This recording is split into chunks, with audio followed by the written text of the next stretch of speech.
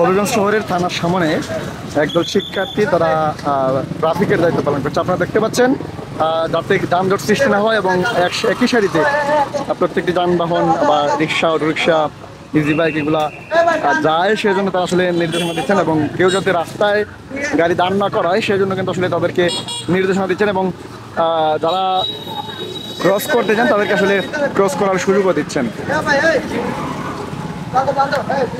আমরা দেখেছি তাদেরকে যাদের হেলমেট নাই, মোটরসাইকেল চালায়, তাদেরকে আসলে হেলমেট পরতে নির্দেশনা দিচ্ছেন যাতে সড়ক দুর্ঘটনায় রোধে সড়ক দুর্ঘটনা ঘটতেও যাতে প্রাণহানি না ঘটে সেজন্য কিন্তু আসলে তাদেরকে এরকম নির্দেশনা দিচ্ছেন। আপনারা দেখতে পাচ্ছেন এখানে বেশ কয়েকজন শিক্ষার্থী গলায় আইডি কার্ড ঝুলিয়ে তারা আসলে এখানে ট্রাফিকের দায়িত্ব পালন করছেন।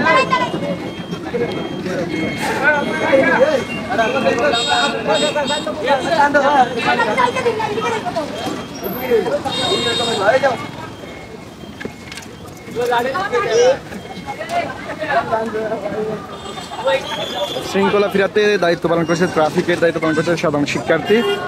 আপনারা জানেন যে পুলিশ কর্মবিরতি পালন করছে, তাদের অনির্দিষ্টকালের জন্য 11টি দফা দাবি নিয়ে তারা আসলে কর্মবিরতি পালন করছেন এবং সেই কর্মবিরতির ফলে আসলে পুরো থানা পুলিশ শূন্য হয়ে পড়েছে এবং এই থানা পুলিশ শূন্য হওয়ার কারণে ট্রাফিকের দায়িত্ব পালন করছেন এখন আসলে যেহেতু থানা বন্ধ বা থানায় পুলিশ নেই, ট্রাফিক পুলিশ নেই, শহরে যানজট সৃষ্টি হতে পারে এমন শঙ্কা কিন্তু করছেন শিক্ষার্থীরা এবং ট্রাফিক না থাকলে আসলে যানজট সৃষ্টি হতোই। এর কারণে আসলে তারা শিক্ষার্থীরা দায়িত্ব পালন করছেন ট্রাফিকের। তারা আসলে এখানে ট্রাফিক পুলিশের ভূমিকায় যাতে যানজট সৃষ্টি না হয়, একই সারিতে ড্রাইভাররা গাড়ি চালান সেজন্য কিন্তু তাদেরকে নির্দেশনা দিচ্ছেন। আসলে পুরো থানার শুধু থানা নয়, পুরো এলাকায় কিন্তু আসলে পুরো শহরেই কিন্তু শিক্ষার্থীরা এরকম ট্রাফিকের দায়িত্ব পালন করছেন এবং এই ট্রাফিকের দায়িত্ব পালন করার ফলে কিন্তু আসলে যানজটের খুব একটা সৃষ্টি হচ্ছে না। প্রত্যেকে কিন্তু আসলে যানজট অর্থাৎ যাতে কেউ আসলে যানজট সৃষ্টি না হয় সেজন্য কিন্তু আসলে ট্রাফিকের দায়িত্ব পালন করছেন এবং আমরা যেটি দেখতে পাচ্ছি পুরো শহরেই এরকম একটি অবস্থা। শিক্ষার্থীরা তারা ট্রাফিকের ভূমিকায় ট্রাফিকের দায়িত্ব পালন করছেন এবং একই সারিতে যেন গাড়ি ঘোড়া চলাচল করতে পারে সেজন্য আসলে তারা নির্দেশনা দিচ্ছেন। আমরা আছি এখন হবিগঞ্জ শহরের যে সার্কিট হাউস বা থানা, এই পয়েন্টে জেলা পরিষদের সামনে। এখানে দেখতে পাচ্ছেন আপনারা ট্রাফিকের দায়িত্ব পালন করছে শিক্ষার্থীরা।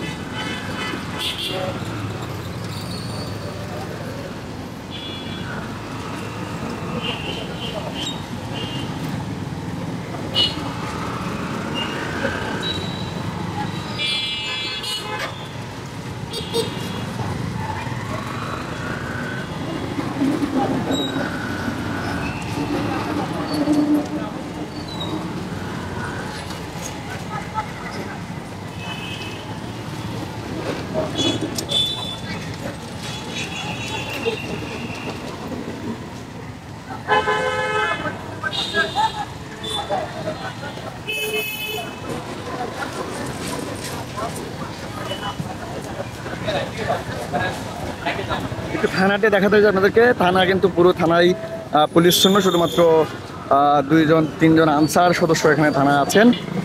পুলিশ সদস্যরা কিন্তু থানায় নেই, কারণ তারা কর্মবিরতি পালন করছেন এমন একটি খবর আমরা জানতে পেরেছি এবং তাদের যে 11টি দফা দাবি নিয়ে তারা এই কর্মবিরতি পালন করছেন এবং পুরো থানায় কিন্তু আসলে এখন পুলিশ শূন্যই বলা যায়।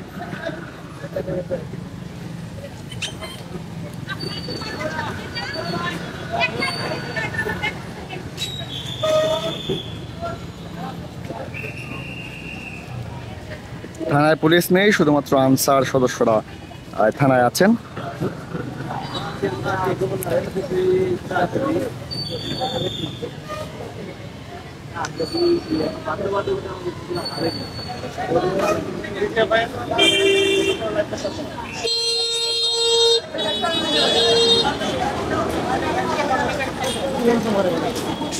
আপনারা এই ট্রাফিকের ভূমিকা কেন পালন করছেন?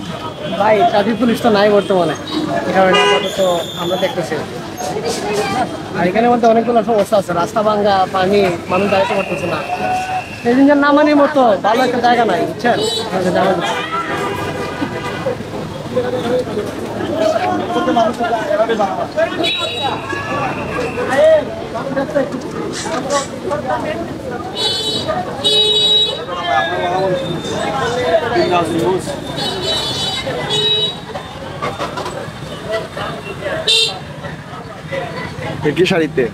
একই সারিতে যাচ্ছেন টমটম, ইজি বাইক এবং অটোরিকশার চালকরা।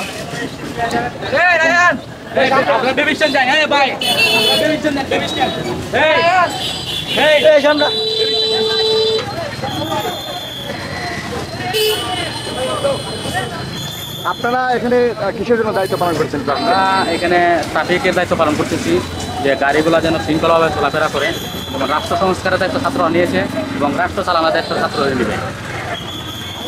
শুনছিলেন আসলে তারা যে বিষয়টি বলছেন যে আসলে রাষ্ট্র চালানোর সংস্কারের দায়িত্ব ছাত্ররা নিয়েছে এবং রাষ্ট্র পরিচালনা ছাত্ররাই করবেন, এমন একটি কথা তিনি আমাদেরকে জানিয়েছেন।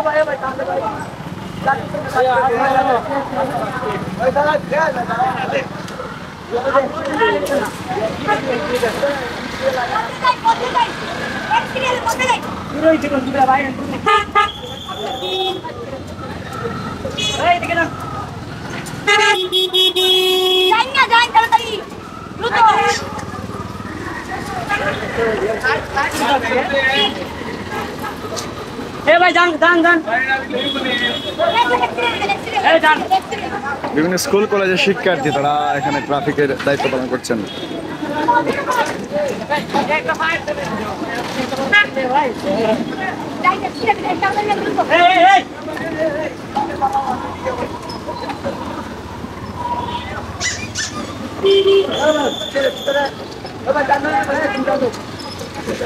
হেলমেট কোথায় ভাই? হেলমেট কোথায়? হেলমেট কোথায় না? তোর মামলা দেওয়া হইব। আরে ভাই মামলা হইব। তোর মামলা দেওয়া হইব। এই ভাই ভিতরে ভিতরে ভিতরে লাইন হিসাবে যাইতে ভাই ভাই। এই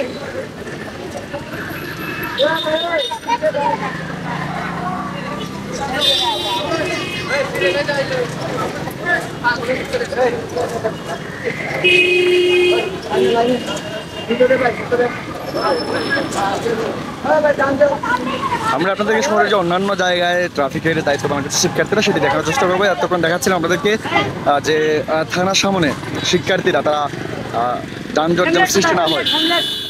হেলমেট কোথায় ভাই? হেলমেট কোথায়?